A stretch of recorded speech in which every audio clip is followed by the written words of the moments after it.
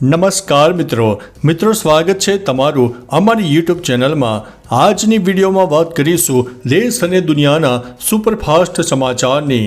સૌપ્રથમ વાત કરીએ તો વરસાદની કરામત, 4 કલાકમાં 3 ઇંચ વરસાદ ખાબકી ગયો છે। ગુજરાતમાં હવામાન વિભાગે વરસાદની આગાહી કરી છે।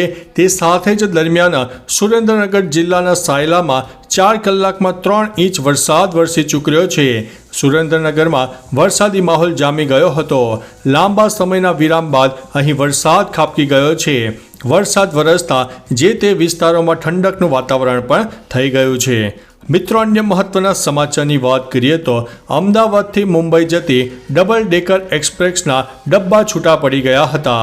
ગુજરાતમાં એક તરફ આઝાદીના પર્વની ઉજવણી થઈ રહી હતી તો બીજી તરફ સુરતથી સમાચાર સામે આવ્યા હતા કે અમદાવાદથી મુંબઈ જતી ડબલ ડેકર એક્સપ્રેસના ડબ્બા છૂટા પડ્યા છે।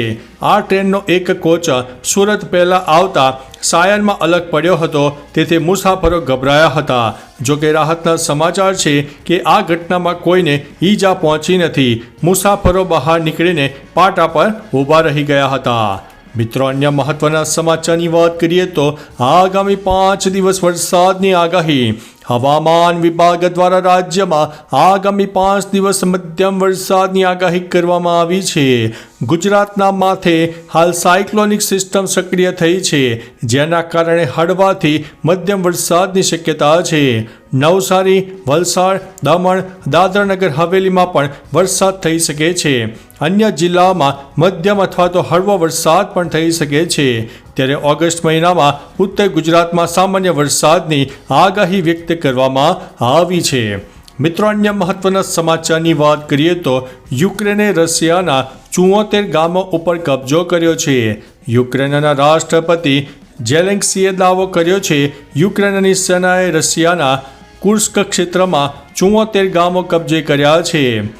અમારી સેના સતત આગળ વધી રહી છે અને રશિયન સૈનિકોને પકડી રહી છે, જેના કારણે 2 લાખ રશિયન નાગરિકોએ પોતાનું ઘર છોડીને ભાગવું પડ્યું હતું। ન્યૂયોર્ક ટાઈમ અનુસાર બીજા વિશ્વયુદ્ધ પછી પહેલીવાર કોઈ દેશે રશિયન સરહદમાં ઘૂસણખોરી કરીને 1000 વર્ગ કિલોમીટર વિસ્તાર પર કબજો કર્યો છે। મિત્રો, અન્ય મહત્વના સમાચારની વાત કરીએ તો 12 ફૂટનો મગર તબેલામાં ઘૂસ્યો, રેસ્ક્યુમાં પરસેવો છૂટી ગયો। વડોદરામાં મગર નીકળવાના સિલસિલા યથાવત જોવા મળી રહ્યા છે। હવે વડોદરાના મારેઠા ગામની અંદર 12 ફૂટનો મહાકાય મગર ભેંસોના તબેલામાં ઘૂસ્યો હતો। વન વિભાગને જાણ કરાતા રેસ્ક્યુ ટીમ સ્થળ ઉપર પહોંચી ગઈ હતી।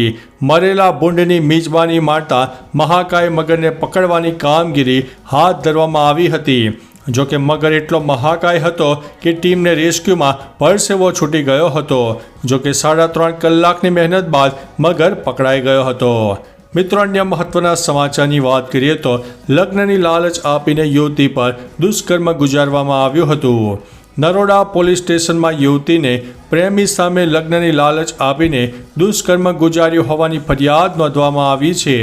યુવતી 1 વર્ષ પહેલાં એક ગરબા ક્લાસમાં જતી હતી ત્યારે કમલેશ પટેલ સાથે પ્રેમ થયો। યુવતીએ લગ્નની વાત કરી ત્યારે આપણે લગ્ન કરીને અમેરિકા જતા રહીશું તેવું એ યુવાને જણાવ્યું હતું, જેથી વિઝાની પ્રોસેસ ચાલુ છે તેમ પણ જણાવ્યું હતું। જે પૂર્ણ થયા બાદ લગ્ન કરીશું તેવી વાત કરી હતી। યુવતીને જ્યારે ખબર પડી કે કમલેશ પરણિત છે ત્યારે તેણે ફરિયાદ નોંધાવી દીધી છે। મિત્રો, અન્ય મહત્વના સમાચારની વાત કરીએ તો મનસુખ વસાવાનો ચૈતર વસાવા પર ગંભીર આરોપ સામે આવ્યો છે। જંગલની જમીન પર ધારાસભ્યના મળતિયાઓ કબજો કરી રહ્યા છે। મનસુખ વસાવાએ આમ આદમી પાર્ટીના ધારાસભ્ય ચૈતર વસાવા પર ગંભીર આરોપો લગાવ્યા છે। ઉલ્લેખનીય છે કે 75માં વન મહોત્સવ અંતર્ગત યોજાયેલા કાર્યક્રમમાં મનસુખ વસાવા ચૈતર વસાવા પર આકરા પ્રહારો કર્યા હતા। તેમણે કહ્યું છે કે ચૈતર વસાવા અને તેમની ટોળકી સરકારી કર્મચારીઓને ધમકાવે છે।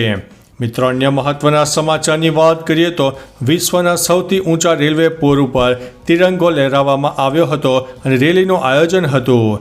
જમ્મુ અને કાશ્મીરના રિયાસીમાં ચેનાબ નદી પરના વિશ્વના સૌથી ઊંચા રેલવે પુલ પર 750 મીટર લાંબા તિરંગા ધ્વજ સાથે તિરંગા રેલી કાઢવામાં આવી હતી. રેલીમાં મોટી સંખ્યામાં શાળાના વિદ્યાર્થીઓ જોડાયા હતા. તિરંગાની સાથે વંદે માતરમના નારા પણ લગાવવામાં આવ્યા હતા.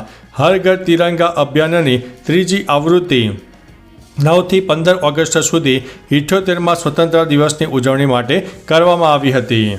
મિત્રો, અન્ય મહત્વના સમાચારની વાત કરીએ તો સપના ચૌધરી પર છેતરપિંડીનો આરોપ. હરિયાણાની ડાન્સર અને સિંગર સપના ચૌધરી એક સમયે પોતાના ગીતો અને ડાન્સને કારણે દેશભરમાં ચર્ચામાં હતી. આ પછી તે બિગ બોસમાં પણ જોવા મળ્યા હતા, જ્યાંથી તેમને વધુ લોકપ્રિયતા મળી હતી. હવે સપના ચૌધરી ફરી ચર્ચામાં છે. સપના પર એક હાઈ પ્રોફાઇલ કેસમાં છેતરપિંડીનો આરોપ છે. સપના ચૌધરી કાયદાકીય મુશ્કેલીમાં ફસાઈ છે. વર્ષ 2021ના એક કેસના કારણે સપનાને મુશ્કેલીનો સામનો કરવો પડી રહ્યો છે. મિત્રો, અન્ય મહત્વના સમાચારની વાત કરીએ તો હિન્દુઓની બાંગ્લાદેશ જેવી હાલત અન્ય દેશોમાં પણ થઈ શકે છે. બાંગ્લાદેશમાં હિન્દુઓ પર અત્યાચાર મુદ્દે ગુજરાતના સંતો મેદાને આવ્યા છે. અમદાવાદના વૈષ્ણોદેવી સર્કલ પાસે ગઈકાલે દ્વારકા શારદા પીઠાધીશ્વર જગતગુરુ શંકરાચાર્ય પૂજ્ય સ્વામી શ્રી સદાનંદ સરસ્વતીજી મહારાજની અધ્યક્ષતામાં ગુજરાતના સાધુ સંતોનું સંત સંમેલન યોજાયું હતું. તેમણે કહ્યું છે કે બાંગ્લાદેશમાં થયેલી ઘટનામાં હિન્દુઓનો શું દોષ છે. હિન્દુઓની બાંગ્લાદેશ જેવી હાલત અન્ય દેશોમાં પણ થઈ શકે છે. મિત્રો, અન્ય મહત્વના સમાચારની વાત કરીએ તો વિનેશ ફોગાટને સિલ્વર મેડલ નહીં મળે.